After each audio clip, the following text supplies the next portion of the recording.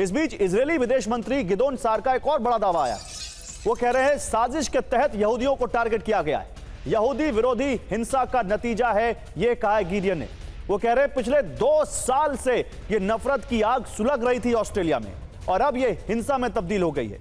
उन्होंने अपना एक बयान जारी करते हुए कहा है कि ऑस्ट्रेलिया में जब से ये गाजा कॉन्फ्लिक्ट शुरू हुआ तब से सड़कों पर एंटी सेमेटिक वहां पर रैलियां निकाली जा रही थी, यहूदी विरोधी पर्चे बांटे जा रहे थे, वहां की सड़कों पर ऐसे आयोजन किए जा रहे थे, लेकिन ऑस्ट्रेलिया की सरकार ने ऐसा कुछ नहीं किया।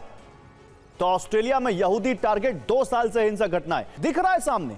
और इसीलिए जो इजरायल के विदेश मंत्री कह रहे हैं उनकी बात में कितना दम दिखता है आपको। और वो जो कह रहे हैं कि 3 शब्द नहीं मिले, यहूदी, यहूदी विरोधी और आतंक, क्या ये ऑस्ट्रेलिया के लिए आने वाले समय में टफ क्वेश्चन हो जाएगा?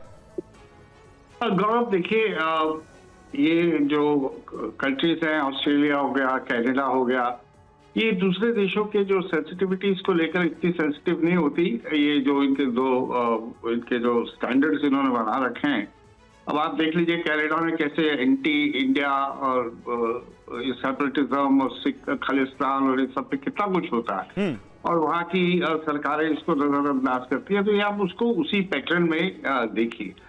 जहां तक ऑस्ट्रेलियन प्राइम मिनिस्टर का सवाल है, यहाँ तक तो मैं मानता हूँ कि ये घटनाएं जब से ये अक्टूबर 2023 जब ये इजराइल पे हमला हुआ हमास का, उसके बाद होती रही हैं घटनाएं वहां पे और शायद इसे इतना सीरियसली नहीं लिया गया और ये टू दैट एक्सटेंट इनकी नाराजगी बनती है। लेकिन मुझे लगता है कि वो काफी कड़े, अगर मैंने कोई गलत स्टेटमेंट तो नहीं पढ़ी, मुझे तो लग रहा है कि कहीं ना कहीं उन्होंने इसे एक्ट ऑफ टेरर और हेट और हेट्रेड और वायलेंस ये सारे शब्द यूज किए हैं। एंटीसेमिटिज्म किया है या नहीं किया मैं कह नहीं सकता, लेकिन मैंने कहीं एक स्टेटमेंट पढ़ी है जो काफी स्ट्रांग है। But that's not important. क्या इम्पोर्टेंट है? इम्पोर्टेंट ये है कि जो इतनी मेहनत की जा रही है, इतनी मुशक्कत की जा रही है, इजराइल हमास के बीच में, इजराइल पैलेस्टाइन के बीच में एक शांति स्थापना करने की बात हो रही है, स्टेबलाइज करने की बात हो रही है और उसके बाद आगे भविष्य क्या रहेगा। हालांकि इजराइल 2 स्टेट थ्योरी तो अभी मानने के लिए तैयार नहीं है, बट जो भी है शांति स्थापित करने की दिशा में जो कदम लिए जा रहे हैं उसमें ये एक सेटबैक हो सकती है। वो ज्यादा इम्पोर्टेंट है मेरे हिसाब से। ओके, लेकिन जिस तरह से यहूदी लोगों पर हमला हुआ और इजरायल के मंत्री ने जो रिएक्ट किया, पूर्णिमा नाथ, आप इसमें क्या देखती हैं?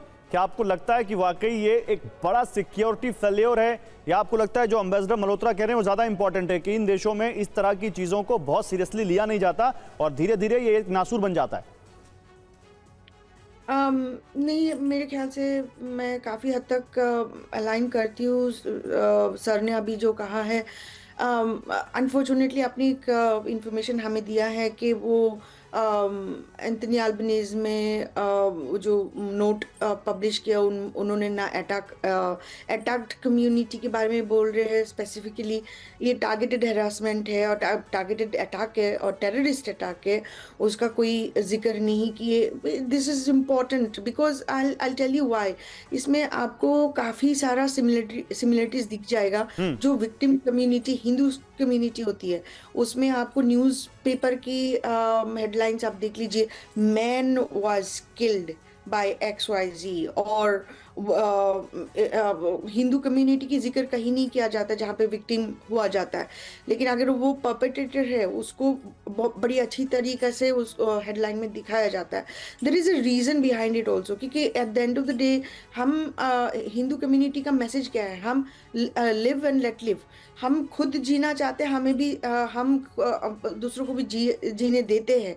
हम ये पसंद नहीं करते कि हमारे नहीं, लेकिन पूर्णिमा नाथ, क्या आपको लगता है कि वाकई जो बात वो कह रहे हैं, बड़ी बात, कि जो गाजा में एक पीस प्लान लागू करने की कोशिश की जा रही है और कोशिश की जा रही है कि उस रीजन में शांति आए, कुछ लोग उसको डिरेल करना चाहते हैं, उसके पीछे भी ये मकसद हो सकता है इस अटैक का?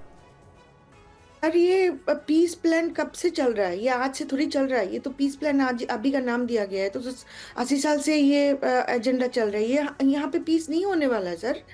ये अगर हो जाता है, ये बड़े बड़े कंट्री जैसे US UK है, ऑस्ट्रेलिया, ये सर सॉल्व नहीं कर देते वाइट कंट्रीज। नहीं कर सकते, ये कभी पीस होने नहीं वाला है। लेकिन मैं इसी के लिए मैं जूस के समर्थन इसलिए करती हूँ कि वो कहीं पे भी रहे उनके ऊपर अटैक होता है। सिमिलरली हिंदूज के ऊपर भी अटैक होने वाला है। जूस का एक कंट्री थोड़ा सा छोटा सा जगह तो मांग रहे, वो भी वो ठीक देने है, के लिए तैयार चलिए नहीं मैं है। इस बारे में आपसे हाँ, और बात तो करता हूं। हिंदूज के लिए डायस्पोरा नहीं मामलों हाल के इजरायली मंत्री आमिचाई चिकली का ऑस्ट्रेलिया सरकार पर बेहद गंभीर आरोप। देखिए अभी हम विदेश मंत्री गिडियन की बात कर रहे थे, अब उनके डायस्पोरा मामलों के मंत्री इजराइल के आमिचाई चिकली ने ऑस्ट्रेलिया सरकार पर बेहद गंभीर आरोप लगाया है। यहूदियों के खिलाफ बायकॉट को बढ़ावा देने का आरोप लगाया है उन्होंने कहा अल-कायदा और हमास के झंडों वाले मार्च को इजाजत दी है, दावा किया उन्होंने, और 2 साल तक यहूदी विरोधी घटनाओं पर कार्रवाई नहीं की, ये उन्होंने आरोप लगाया। आज के हमले के लिए सरकार जिम्मेदार है। देखिए इजराइल से एक बड़ी कमेंट्री आती हुई, बड़ा बयान आता हुआ, आज के हमले के लिए ऑस्ट्रेलिया की सरकार जिम्मेदार है, ये डायस्पोरा मामलों के मंत्री ने कहा है इजराइल से। तो किसने क्या कहा है आइए आपको बताते हैं। भारत ने कहा है कि हमले की कड़ी से कड़ी निंदा करते हैं। अमेरिका ने कहा है कि धार्मिक नफरत के खिलाफ सख्त रुख अपनाया जाए। ब्रिटेन ने कहा है कि यहूदी समुदाय की सुरक्षा सर्वोपरि है। फ्रांस ने कहा है कि धार्मिक हिंसा नामंजूर है, अस्वीकार्य है, कड़ी कार्रवाई हो। जर्मनी ने कहा कि यहूदी विरोधी हिंसा पर जीरो टॉलरेंस। कनाडा ने कहा कि धार्मिक घृणा अस्वीकार्य है, हम साथ हैं। तो ये जो बयानबाजी आ रही है, यानी पूरी दुनिया में एम्बेसडर सिवाज इस हमले की गूंज है, और जिस तरह से बड़े बड़े देशों से रिएक्शन आया है, ये साफ बताता है कि यहां अब ये हमले की गूंज अभी आगे हमें सुनाई पड़ेगी। हाँ देखो गौरव, इसमें कोई शक नहीं कि ये जो हादसा हुआ है बड़ा ही दुर्भाग्यपूर्ण है, और जिस प्रकार से ये हुआ है इसमें सिमिलैरिटी तो है ही 7 अक्टूबर 2023 की, मगर ये भी सच्चाई है कि इसका इंटेलिजेंस ऑस्ट्रेलियन गवर्नमेंट के पास था, और कहीं ना कहीं इजराइल ने उनको अगवा किया था कि भाई ऐसा कुछ हो सकता है। तो ये सच्चाई है कि जो इजराइल से बड़े स्ट्रॉन्ग मैसेजेस आ रहे हैं, तो उनका एक रीज़न है। और अगर आप ये देखें कि ऑस्ट्रेलिया में अभी जो इजरायली हैं कोई 110 से 130 हज़ार के करीब, 1,10,000 1,30,000 के करीब है, मतलब 1 लाख से ज़्यादा है। अगर उनकी सिक्योरिटी की इतनी प्रॉब्लम होगी तो मुझे लगता नहीं वो ज़्यादा देर रुक पाएंगे। और इजराइल ने ये जो बात की है उसके 2 और भी वजह है कि भाई आपकी गवर्नमेंट को ये क्यों नहीं पता चला कि ऐसे एक्टिविटी हो सकती है, ये लोगों को कहाँ से हथियार मिले, कहाँ से ये अम्यूनिशन लेके आए, कहाँ पर इनके ऊपर ध्यान नहीं दिया जा रहा है, ये कहाँ के रहने वाले हैं। तो ये सारी बातें जब खुल के आएंगे, शायद नवीद अकरम की बात हो रही थी, हो सकता है एक जो पकड़ा गया है उसका नाम, आइडेंटिटी ऑस्ट्रेलिया ने जाहिर की थी, मगर ये सच्चाई है कि आज वर्ल्ड इकट्ठा बड़ी बात कह रहे हैं।